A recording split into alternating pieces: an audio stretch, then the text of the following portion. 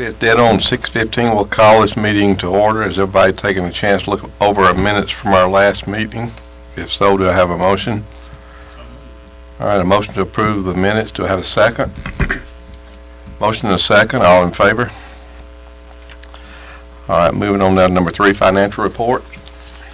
I don't really have anything to report for the DDA. There wasn't really any activity in the account last month, so really no change. All right, moving on down to number 4, welcome center bids. Does everyone have a copy of the bid tabulation sheet?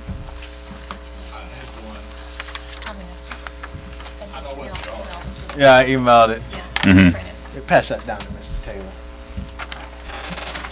Jerry, you have one, correct? Yeah, I've got one. Yeah, Pulled it off your email. I pulled it off the email There you go. from Mr. Christopher Pike this afternoon. There you go. What you have before you are all of the bid tabulations for the Welcome Center project. I put them, separate on them by, we allowed people to bid either by trade or for the whole project. So what you see at the top are the trades, and at the bottom are the whole projects or the general contract.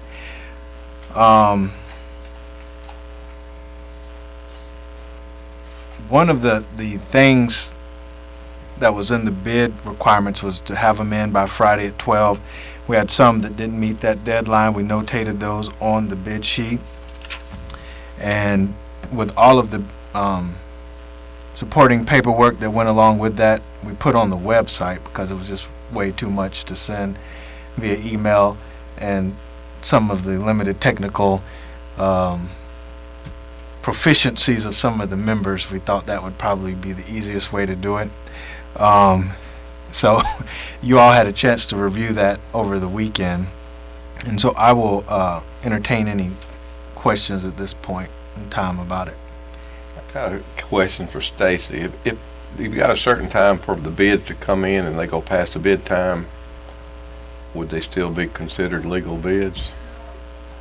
You can waive certain technicalities. I found a case that said they didn't include a list of the subcontractors as required. That was okay, but I didn't find anything just on a quick search about missing the deadline. But you do have in your request for proposals to waive technicalities, so I'm not sure that when they didn't meet that basic requirement, I didn't find any case law on that issue. I said noon was the deadline, Yes, sir. so here's where my glasses back on. MIAS on the wall framing missed it by 9 minutes, Mm-hmm. and caliber 1 missed it by 54 minutes. Correct. Yes, sir. A question, last month, we awarded the lead paint removal Mhm. contract to Southern Ventures. Correct. Did Southern Ventures fold that back into their bid here? Yes, sir. So what we did was we talked to them. They did inform us that they did intend to bid on the project the second time. So what we decided to do was just hold on the starting. And so the 307,591 includes their previous bid. So that is in that number already. Okay, so if we compare figures here on the bottom 4, Yes, sir. we're comparing apples to apples. Correct. Okay, there's no oranges or pineapples in here. No, sir. Okay.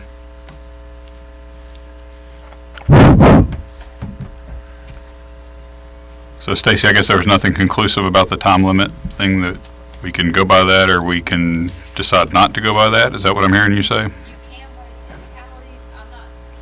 It's kind of at your discretion to do that if you want to waive it. You might, I guess the worst case scenario is one of the other bidders challenges it because they didn't make that, meet that requirement.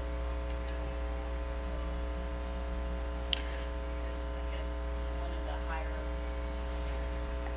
if you go by general, including all trades, the others A- why they didn't make I did receive a call about an hour before 12, and the response was giving me that they were stuck in traffic, which the bid got emailed to me, so it wasn't hand delivered. It was emailed. So, I mean, that was the only thing that I was given.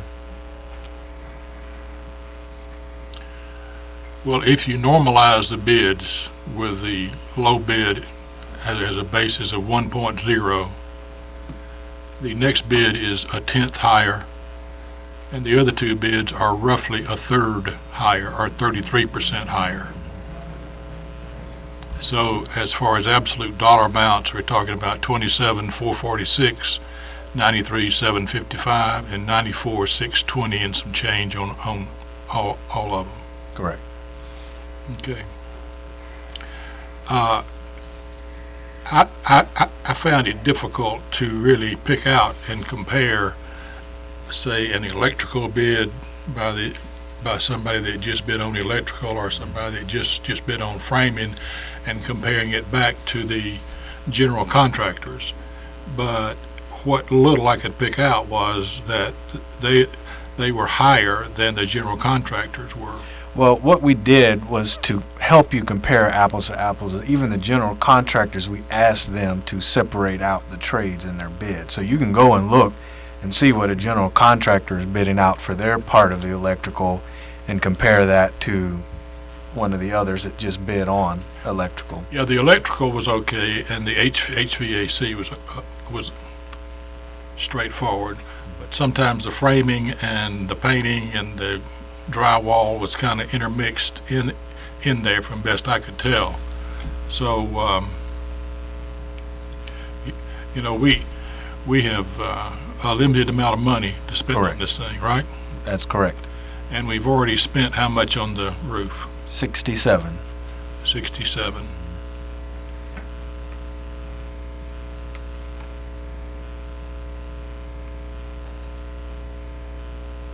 Now, does this include asphalting the parking lot? Our plan for asphalting the parking lot is Carroll County has a paving crew. So we are scheduling a meeting with Chairman Smith to have him and the crew manager come down and look at what we want to do, and to see if we can't get the county to actually do the parking lot for us instead of us having to pay for it. Well, we would pay for the material and they would do the labor. Well, I'm hoping that they wrap it into a splosh project and become. Forget about the spot. Yeah, and so we're hoping that they'll just say, well, the city's in the county, so it's just a county project. That's going to be my spiel. Surely a smooth operator like you can do that. We'll see what we can get worked out. No promises, but you know, we did express to them that this is not just a Villa Rica Welcome Center. It is for the whole county. We're a regional visitor information center, which means from a state standpoint, we represent the whole county, not just Villa Rica. So we're hoping that's a good selling point. Okay.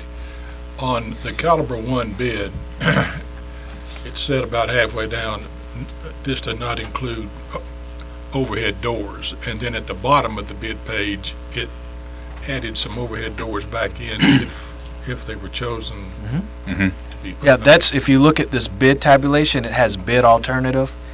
That number is put back in. So there, if you look to the far column where it says total bid plus minus, that is their total with the bid alternative added into it. Okay, so So that 280 includes the overhead door? 280 includes that. Mm-hmm. Okay.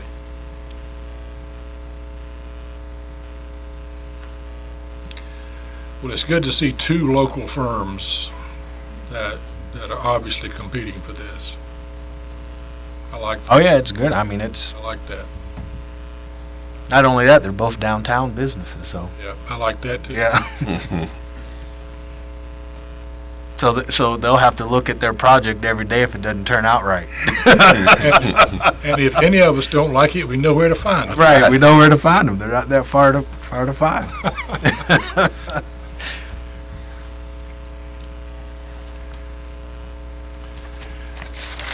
I mean, the main thing it comes down to, I think, is whether we accept the late bid or not. Because it looks like it's coming down between those two bids. It does. Yeah. It really does. That's why I had the question of Stacy. Mm-hmm. Yeah. Yeah. I had the same thing to ask. Now, assuming that the county can do this parking lot with some splost funds, Christopher, would that be the final expense on that building? Yeah, everything else will be done on the building. If we do any of the general trades, I mean, we'll be able to move in when they're done. Is there any more work that we're obligated to do on the little house behind it? We are working on a plan for that right now. At this point, it looks like the most we'll be able to do is some siding work and replace the windows, and then maybe just paint the inside. But we're still kind of evaluating that to see how far we can stretch the dollars to go with that. Because it might be that we can use some internal labor to paint the inside and just have a contractor replace the windows and the siding. Do you think the DDA really needs to own rental property? Well, at this point, what we're looking at, so in January of this year, the city council changed the department, so we're moving from 2 people to 4. So we actually need more office space. So the thought process is to actually convert the duplex into additional office space, and then we would lease one side to either an attorney or something like that, and then Janet and I will actually be in the other side. So it would be basically a commercial rental Correct. rather than a personal rental, Correct, yeah. residential. And that was not Good. necessarily the original plan, but we didn't really expect that we were gonna.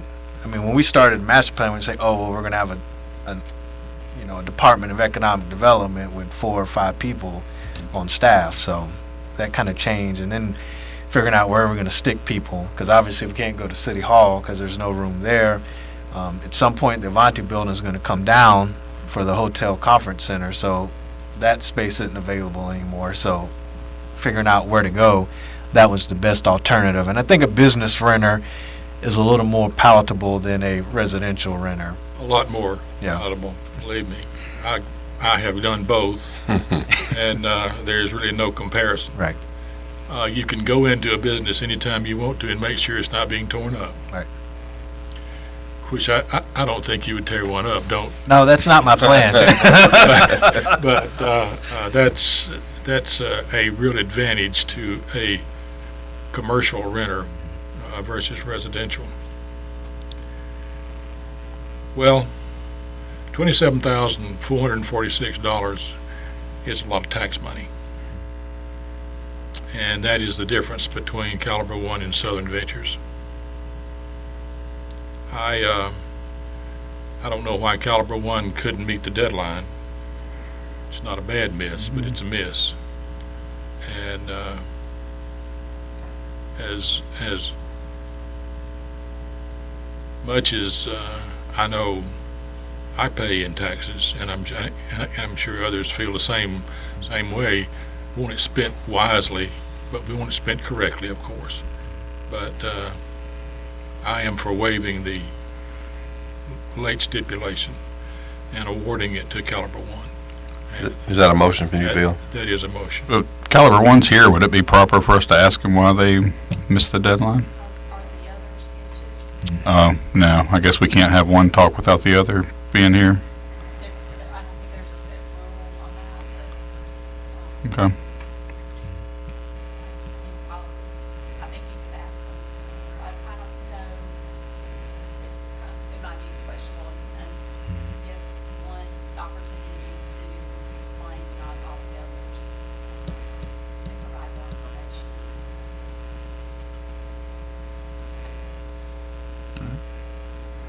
So you made a motion. That was a motion from Bill. I'll second it. Motion and a second from Carl. All in favor? Okay. I assume it'll be ready by April the 1st. Well, now that we've voted and you've accepted the contract, he's sitting right there, so you got a deadline, so I'll be coming to see you this week. Well, I'll be out of the office tomorrow, but this week you and I will have a conversation. Okay. All right, on number 2, is that yours, Chris, webpage? Or- It was on there, on the agenda when Tracy sent it to me. I'm assuming this is just a follow-up from the last meeting. At this point, both the city and the downtown website, we've added the board members' names and their term limits with a little bit of background about the DDA and their purpose and mission. But other than that, we haven't added any more to it. I don't know if that was all that you had. Okay, moving on down to number 5, new business, board appointee. We have one board application. I guess Mr. Doyle wants to be reappointed. So we just need to get a formal recommendation to send to the city council for them to vote on. I don't know about that. I'm wondering how you're running the meeting if you want to be appointed to the board there. I move it. I'll second. All right, all in favor? Do I vote here too? Well, I guess if you want a quorum, you have it. All right. Number 6, public comment. We got a lot of people in the audience. Anybody like to speak? Yes, ma'am. Nick, Come you and come up. give your name and address for the record, please. My name is Sandy Ducky. I'm a generic resident. And a taxpayer. I have not been able to keep up with the city. I have a lot of catching up to do, and I'd like paperwork. But I'm curious. First of all, I was in a development company, and accepting a bid past the time is real sketchy. The other thing is, I'm really concerned about the taxes in this town and the grandiose plans for the city. It's not a little seaside community, it's a little town. And convention centers and hotels and visitor centers, especially ones that are contaminated, right? It's contaminated? With what? Gas leakage. Well, Have you done borings? it's not. We have all that information. As a general rule, we don't respond to public comment, and we can send you information. Okay. Well, we can get your All right, then. email and All send right. you all the information. Well, I would Um, just like yeah. to state that I'm in the camp where I'd like to see Villa Rica stay a really gentle town to visit. There isn't a natural draw to bring people in, and putting in skate parks or swimming pools or whatever isn't going to bring in the kind of money that you think it will. You know, we don't have any mountains or rivers or lakes or beachfronts. I don't know what's going on. I don't understand it, and I just wanted to voice my opinion on that. If you will leave some contact information, we'll definitely be happy to share information with you and answer all your questions that And you I have. just wanted to state other things too, 2 more things.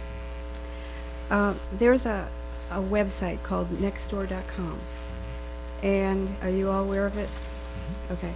So people are talking on there about what's going on here, and it got me so upset. That's why I'm here.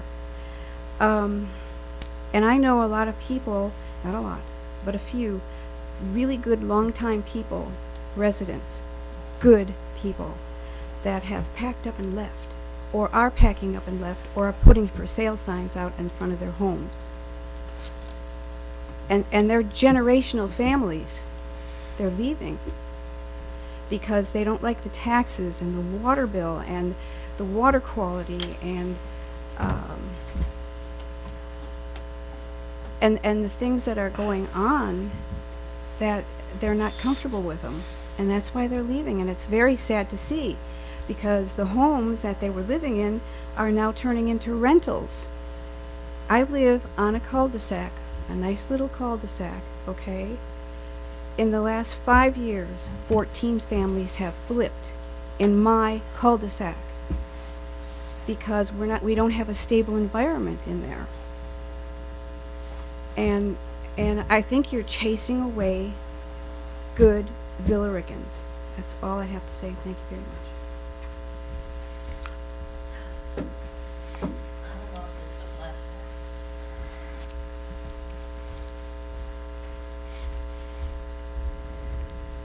Hi, my name is Mia Feliciano with Mia's Construction. I got my paperwork in late. It just wouldn't scan through. It was taking forever and it kept buffering the internet out here. Me and my husband been in this community probably 15 months, and we was trying to figure out which businesses we wanted to expand. Me, I'm the opposite. I think that businesses bring jobs.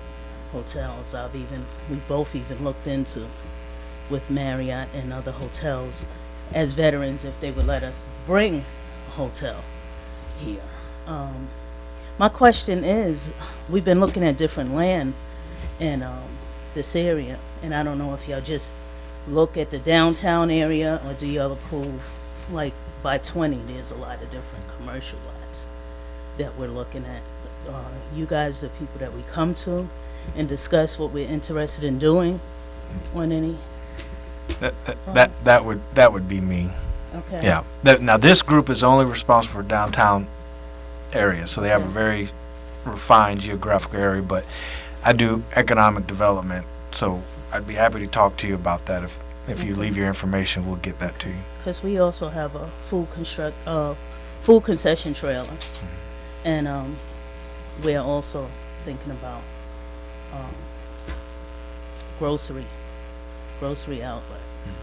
So I don't know if Villarica is thinking about bringing in new businesses, so we could just make an appointment with Yeah, absolutely. Yeah. you. Thanks.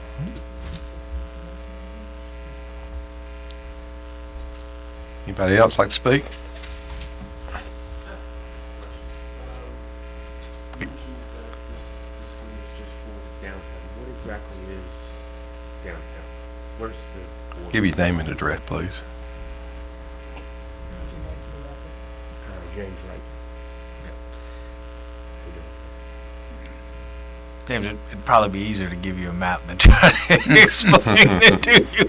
Could we just get your information and give you a map, guys? I mean, we could sit here and say, you know, you go this area and that area. If that would be more helpful for you to have a map. I'm looking to reopen a business. Okay. I had a auto accident and everything just went downhill. Right. So I'm trying to get in the uphill swing again. Yeah. Okay. No, not a problem. I mean, if you give your information, we'll get all of that. And I have, and if you give all of them my card. Chris is definitely the one to talk to. Yeah. It's not that we're trying to be dismissive. It's very difficult to answer all the questions in a rapid refire thing. So it's just better for us to get your information and then make sure that we get everything accurate to you. I just want to make sure somebody, we had a trailer parked in Portland County, and they stole the whole food trailer. We didn't find them. Dallas, Georgia. Yeah, that's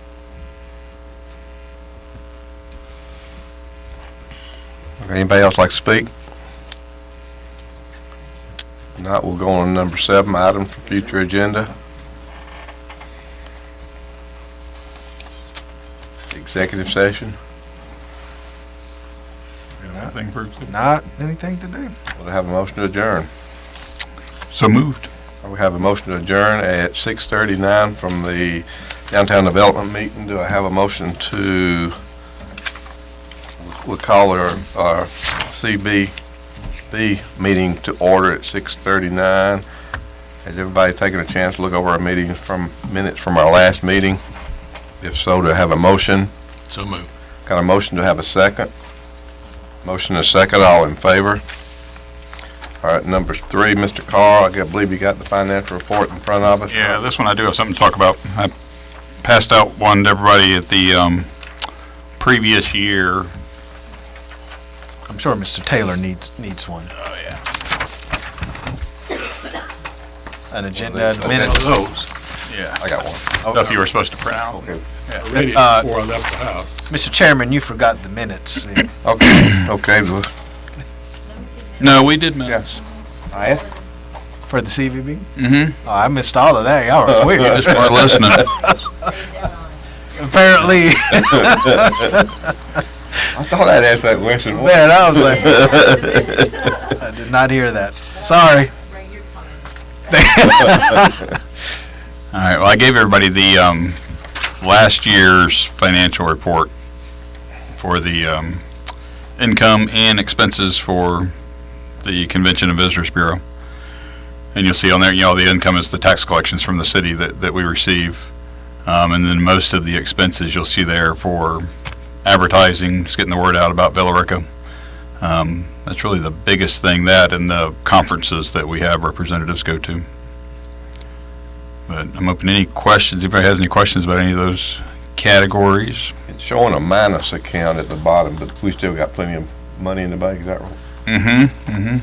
Yeah, our expenses exceeded our collections last year, but that's changing now that they're giving us the collections they're supposed to, and that the hotels are actually paying the tax they're supposed to because of the audit that they underwent. So that's changing. Chris, have we heard anything from the places that say they're not a hotel, that long stay? Yeah, so in, I guess it was either November or December, the city actually entered into a contract with a company that's going to do a hotel motel audit. What that audit entails is that for a 12-month period, the hotels will actually remit their taxes to this company, and then the company will kind of do an analysis to make sure that they're collecting the right amount of money.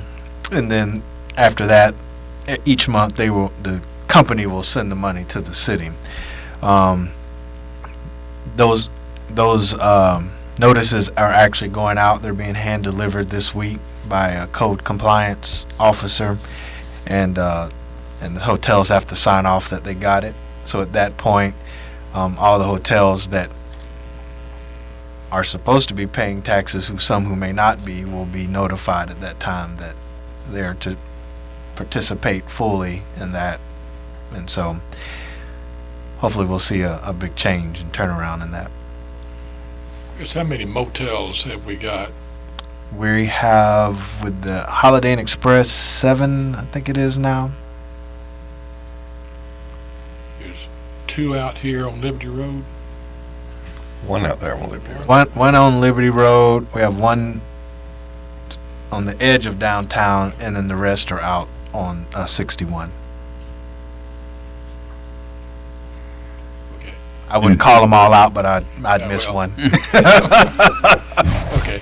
And Jerry, to answer your question, we've got about $12,000 in the bank. I've got a couple of bills to pay, and after those are paid, we'll have about $12,000 left.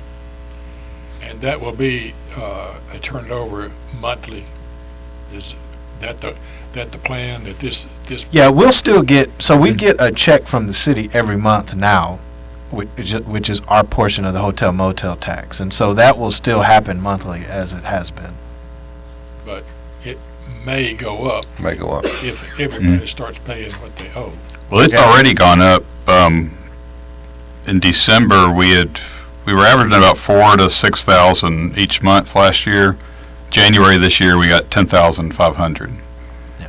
Well, it's gone up. If you will remember, we did an increase of the hotel motel tax, so that's the percentage that came to the CVB also increased to help with doing more marketing and promotion of the city.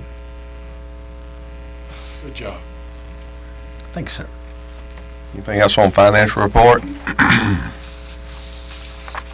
All right, we'll move down to number 4, old business.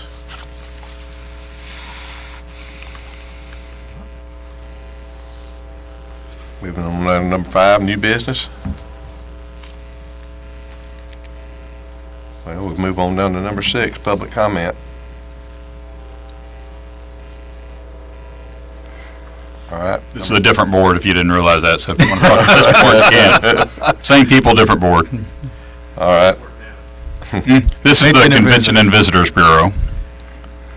All right. Items for future agendas. executive session.